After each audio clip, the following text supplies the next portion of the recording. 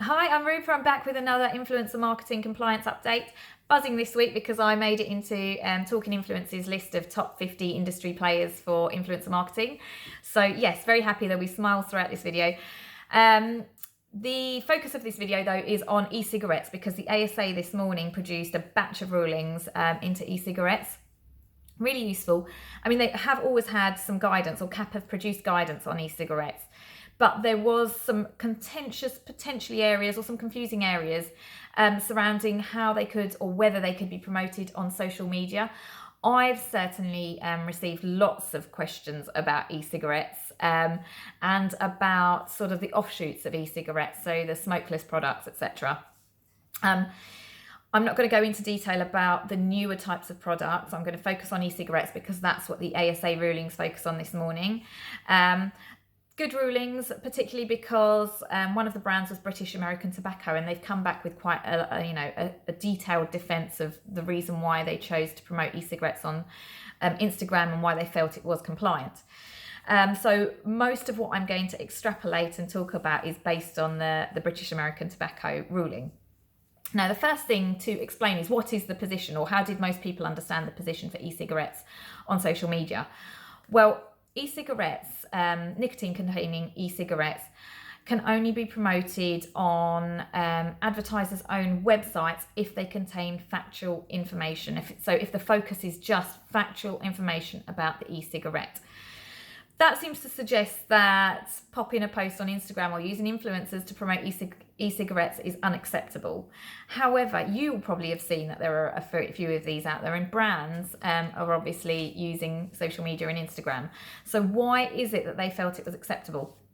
Well, there's under CAP's guidance, there's a little bit of information that suggests that social media channels could be used provided they only provide factual information about the product. So is that what happens in these cases? Well, clearly not actually. So the ASA have said in no uncertain words that the type of posts that British American Tobacco and the other advertisers were creating or had created were far beyond just factual information.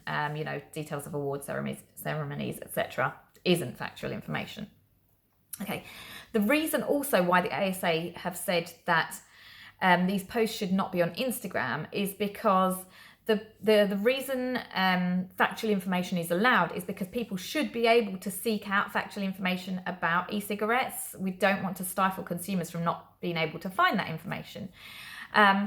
However, with Instagram posts, it could be that if you're following a particular hashtag that the brand uses, then that post will appear, it will be fed to you. Equally, those posts could appear in an Instagram Explore page, for example. So there are two reasons why actually these posts might appear in front of people who weren't seeking out that information about e-cigarettes.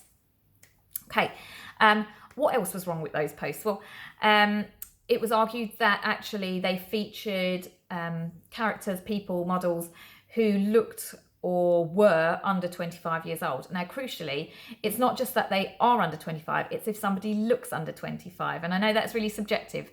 And this comes up with the alcohol rules as well. So there's a bit of crossover there in terms of the rules. Models just should not look very young. You have to be really careful about the models or people that appear and are playing a pivotal role in the ad. So we're not talking about people way in the background. The people that are either using the cigarette or are playing a significant role should not look under 25. So if they're 30 and they look under 25, great, lucky them, but they shouldn't be in the ad. Simple as that. Equally, even if it's factual information and it fulfills all the other rules and you've got everything else right, the ad should not appeal to under 18s. And now this was another argument that was raised by the complainants. And actually, in most of these cases, it was agreed that the ads didn't have particular appeal to under 18s. So all of those rulings in a nutshell, this is what's going on with e-cigarettes.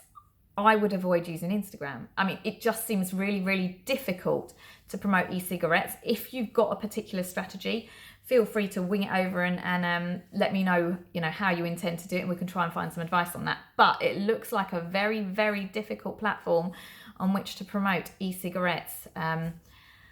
by virtue of what the ASA have said. So, right, that's my summary of today's rulings. I was intending to do like a big Christmas roundup, New Year's roundup of everything that's going on, but we haven't got time, so I will do another video, yay, for you. Hopefully this is useful. Please like, comment, share. Let me know your thoughts on e-cigarettes. Thank you, bye-bye.